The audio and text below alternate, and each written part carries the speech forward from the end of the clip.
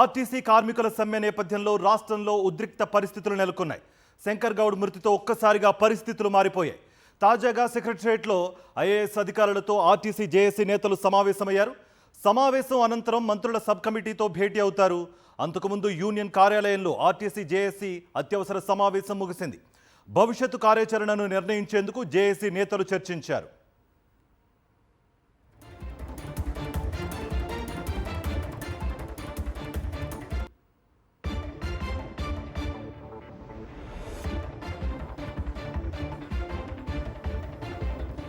RTC JAC నేతలు IAS అధికారుల సమావేశానికి సంబంధించి మరింత సమాచారం మా ప్రతినిధి శేఖర్ అందిస్తారు. శేఖర్, మరికొద్దిసేపట్లో సబ్ కమిటీతో కూడా భేటీ కాబోతున్నట్టుగా కూడా తెలుస్తోంది. అండ్ మున్ముందు కార్యాచరణ ఏ విధంగా ఉండే అవకాశం ఉంది అండ్ జేఏసీ నేతలు ఏం చెప్తున్నారు at present? Yes Karthik, IAS అధికారుల కమిటీతో జేఏసీ నాయకుల భేటీ ప్రారంభమైంది. 2 రోజుల క్రితమే ఐఏఎస్ అధికారులతో జేఏసీ నాయకుల భేటీ జరిగింది. కానీ ఆ భేటీలో చర్చలు సఫలం కాలేదు. జేఏసీ నాయకులు చెప్పేటువంటి డిమాండ్లకు ఐఏఎస్ అధికారులకు సంబంధించినటువంటి కమిటీ ప్రభుత్వం దృష్టికి తీసుకెళ్తాము అని చెప్పి సమ్మెను విరమించుకోవాలని జేఏసీ నాయకులకు చెప్పినప్పటికీ కూడా జేఏసీ నాయకులు వినలేదు, సమ్మెకు వెళ్ళారు. ఇప్పుడు రెండోసారి మళ్ళీ జేఏసీ నాయకులు ఐఏఎస్ అధికారుల కమిటీతో భేటీ అయ్యారు.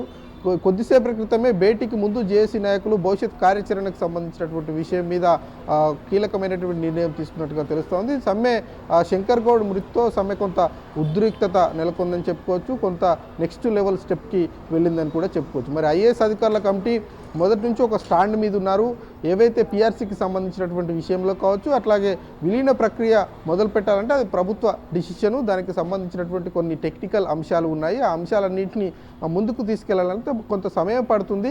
4 వారాల గడువు ఇవ్వండి. 4 వారాల గడువులోపు పూర్తి స్థాయికి సంబంధించినటువంటి స్పష్టత ప్రభుత్వం తరపు నుంచి మీకు ఇస్తాము అని ఐఏఎస్ అధికారుల కమిటీ ప్రతిపాదన పెట్టింది. ఆ ప్రతిపాదనకు జేఏసీ నాయకులు ఒప్పుకోలేదు. మరి ఇప్పుడు జరగబోయేటువంటి చర్చల్లో ఎలాంటి నిర్ణయాలు ఉంటాయన్నది చూడాల్సి ఉంటుంది. ఈ మీటింగ్ అయిపోయిన తర్వాత మంత్రులతో నిన్న ముఖ్యమంత్రి క్యాబినెట్లో ఒక నిర్ణయం తీసుకున్నారు. డిప్యూటీ సీఎం అధ్యక్షతన సబ్ కమిటీ వేశారు. ఆ సబ్ కమిటీతో జేఏసీ నాయకులు చర్చలు జరుపుతారు.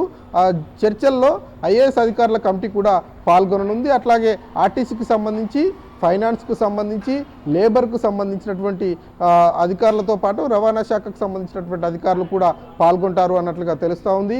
ఆ చర్చలు చాలా కీలకమైనటువంటి చర్చలుగా అటు రాష్ట్ర ప్రభుత్వం అట్లాగే ఇటు కార్మిక సంఘాలు కూడా భావిస్తూ ఉన్నాయి. ముఖ్యంగా 12 డిమాండ్లలో 3 డిమాండ్లు ఆర్టీసీ విలీనము, జేఏసీ ఎన్నికలు నిర్వహించారు. ఉద్యోగ సంఘాల ఎన్నికలు నిర్వహించడం, గుర్తింపు సంఘాలుగా ప్రకటించాలి. అట్లాగే పీఆర్సీకి సంబంధించి కూడా పే స్కేల్ అమలు చేయాలన్నది వాళ్ళు డిమాండ్ చేస్తూ ఉన్నారు. వీటి మీద రాష్ట్ర ప్రభుత్వం ఎలాంటి నిర్ణయం తీసుకుంటుంది అన్నది చూడాల్సి ఉంటుంది. అధికారులు చెప్పేది ఆర్థిక భారం ఎక్కువగా ఉంటుంది, పే స్కేల్ అమలు చేస్తే ఆర్థిక భారం ఎక్కువగా ఉంటుంది అన్నది అధికారులు చెప్తా ఉన్నారు. కానీ జేఏసీ నాయకులు మాత్రం కేవలం 700 కోట్ల లోపు మాత్రమే ఈ ప్రభుత్వం మీద భారం పడుతుంది. అది కూడా అందులో 300 కోట్ల రూపాయలు ప్రతి నెల రాష్ట్ర ప్రభుత్వం ఆర్టీసీకి ఇస్తుంది. కాబట్టి ఆ 300 కోట్లు పోను కేవలం 400 కోట్ల రూపాయలు మాత్రంమే పే స్కేల్ ఇంప్లిమెంట్ చేస్తే ప్రభుత్వానికి ఖర్చు అవుతుంది అన్నట్లుగా ఆర్టీసీ జేఏసీ నాయకులు చెప్తా ఉన్నారు. కాబట్టి మంత్రివర్గ ఉపసంఘంతో జరగబోయేటువంటి చర్చలు చాలా కీలకమైనటువంటి చర్చలుగానే అటు జేఏసీ నాయకులు భావిస్తూ ఉన్నారు. మరి చూడాలి, మధ్యాహ్నం 12 గంటల తర్వాత ఈ క్యాబినెట్ సబ్ కమిటీతో భేటీ ఉంటుంది. ఆ భేటీలో ఎలాంటి నిర్ణయం తీసుకుంటారన్నది చూడాల్సి ఉంటుంది. Karthik, thank you Shekhar.